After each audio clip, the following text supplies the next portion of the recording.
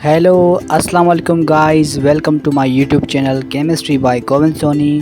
तो जैसा कि कल मैंने आपको स्टेट्स ऑफ मैटर के बारे में बताया था कि मैटर क्या है और उसकी जो 3 स्टेट्स हैं उसके बारे में मैंने आपको बताया था। तो आज हम जानेंगे काइनेटिक थ्योरी के बारे में कि काइनेटिक थ्योरी के कुछ पोस्टुलेट है उसके बारे में जानेंगे और उसमें कुछ कॉन्सेप्ट आते हैं डिफिजन के, कंप्रेसिबिलिटी के, तो उसके बारे में हम आज पढ़ेंगे। तो उससे पहले अगर आपने अभी तक मेरा चैनल सब्सक्राइब नहीं किया है तो प्लीज़ जल्दी से चैनल सब्सक्राइब करें और बेल आइकन को दबाएं। अगर मेरी वीडियो आपको पसंद आई है जो प्रीवियस वीडियोस, उसको लाइक करें। और अभी चलते हैं टॉपिक की जानिब। तो सबसे पहले बात करते हैं सॉलिड की कि सॉलिड में कैसे काइनेटिक थ्योरी जो बेस्ट करती हैं। तो उसमें आप देख सकते हैं कि इसमें पार्टिकल्स वो बहुत क्लोजली पैक्ड टुगेदर है आपस में, ठीक है।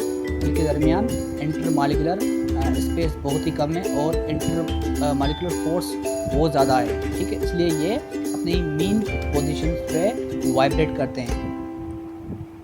बात करते हैं लिक्विड्स की, तो आप देख सकते हैं लिक्विड के पार्टिकल्स आपस इनके दरमियान स्पेस सॉलिड के मुकाबले में बहुत ही थोड़ा ज़्यादा है। The molecules are able to move, ठीक है। इसके लिक्विड के जो पार्टिकल है वो आसानी से मूव कर सकते हैं। They are not as close to each other as we seen in the solids. जैसे हमने सॉलिड में देखा था पार्टिकल्स क्लोजली पैक्ड थे, इस तरह से लिक्विड में हमें पार्टिकल्स फ्रीली मूव होते हुए दिखाई देते हैं। बात करते हैं गैसेस की, तो मॉलिक्यूल जो गैस में होते हैं वो फ्रीली मूविंग होते हैं, ठीक है। उसके दरमियान स्पेस लिक्विड और सॉलिड के मुकाबले में बहुत ज़्यादा होता है। They are very far apart from each other, वो एक दूसरे से बहुत ही जुदा होते हैं। तो इन तीनों में आपको फ़र्क मैंने बता दिया। अब बात करते हैं कुछ पोस्टुलेट की जो कि काइनेटिक थ्योरी के हैं। तो ये कुछ पोस्टुलेट है काइनेटिक थ्योरी के जो जिसमें बताया गया the particles of matter are very small. जो पार्टिकल होते हैं मैटर के किसी भी, वो बहुत ही छोटे होते हैं।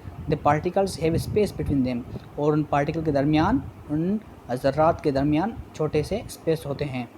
The particles attract each other, और पार्टिकल एक दूसरे से अट्रैक्ट करते हैं, ठीक है ना। The particles are constantly moving, और पार्टिकल्स कॉन्स्टेंटली मन यकसा मूव करते रहते हैं। तो ये जो कुछ पोस्टुलेट है काइनेटिक थ्योरी के। तो आगे हम बात करते हैं काइनेटिक थ्योरी ऑफ मैटर के कुछ मॉडल्स मैंने बनाए हैं सॉलिड, लिक्विड और गैसेस के बारे में, जिससे आपको आसानी होगी समझने में। तो सबसे पहले हम kinetic model of solid state के बारे में जानते हैं। तो यहाँ पर आप देख सकते हैं कि इसके जो मॉलिक्यूल्स हैं आपस में किस तरह से जुड़े हुए हैं, क्लोजली पैक्ड हमें नज़र आ रहे हैं, ठीक है। तो उनके दरमियान जो इंटरमॉलिक्यूलर स्पेस है वो बहुत ही कम है और इंटरमॉलिक्यूलर फोर्स बहुत ही ज़्यादा है, इसलिए अपनी ये मेन पोजीशन पे वाइब्रेट करते दिखाई देते हैं। सेकंड जो मॉडल है वो है kinetic model of liquid states. तो आप देख सकते हैं कि सॉलिड के मुकाबले में इसके दरमियान स्पेस थोड़ा ज़्यादा है, ठीक है। तो इसमें इंटरमॉलिक्यूलर स्पेस ज़्यादा है और इंटरमॉलिक्यूलर फोर्स वो कम है, ठीक है। तो इसके पार्टिकल्स फ्रीली मूव कर सकते हैं। Thus liquid do not have definite shape and can flow, क्योंकि लिक्विड की कोई शेप, डेफिनेट शेप नहीं होती, तो ये आसानी से फ्लो कर सकते हैं। थर्ड जो हमारा मॉडल है वो kinetic model of gases state के बारे में। तो उसमें आप देख सकते हैं कि जो गैसेस के दरमियान है वो इंटरमॉलिक्यूलर स्पेस बहुत ही ज़्यादा है। सॉलिड और लिक्विड के मुकाबले में इसमें इंटरमॉलिक्यूलर फोर्स बहुत ज़्यादा है और इंटरमॉलिक्यूलर फोर्स वो भी ज़्यादा है, स्पेस भी ज़्यादा है, ठीक है। तो इसके मॉलिक्यूल्स आसानी से हर तरफ मूव कर सकते हैं और कुछ मॉलिक्यूल इसके जो वॉल है वेसल के या कोई कंटेनर के उससे टकराते भी हैं, तो उसके दरमियान जो काइनेटिक एनर्जी वो जनरेट होती है। A gas has neither a definite shape nor a definite volume, क्योंकि गैस की कोई डेफिनेट शेप और उसका वॉल्यूम नहीं होता है। तो जहाँ तक बात करते हैं कंप्रेसिबिलिटी की, तो यहाँ पर मैंने कुछ मॉडल शो किया है जिसमें आपको समझ आएगा कि कंप्रेसिबिलिटी किस में ज़्यादा होती है। सॉलिड स्टेट, लिक्विड स्टेट और गैसेस स्टेट के बारे में हम कंप्रेसिबिलिटी देखते हैं।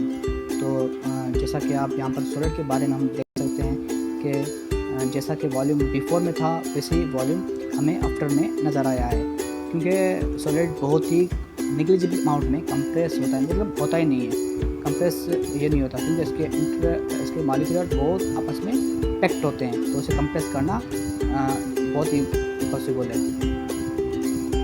तो जहाँ तक हम बात करते हैं लिक्विड्स के, तो आप देख सकते हैं लिक्विड के दरमियान जो वॉल्यूम पहले था और आफ्टर में कुछ वॉल्यूम इसमें जो इसके पार्टिकल्स है वो आपस में पैक्ट हो गए हैं, तो उसके दरमियान वॉल्यूम वो कम हो गया है, तो ये कुछ ज़्यादा सॉलिड के मुकाबले में कंप्रेस हो सकता है।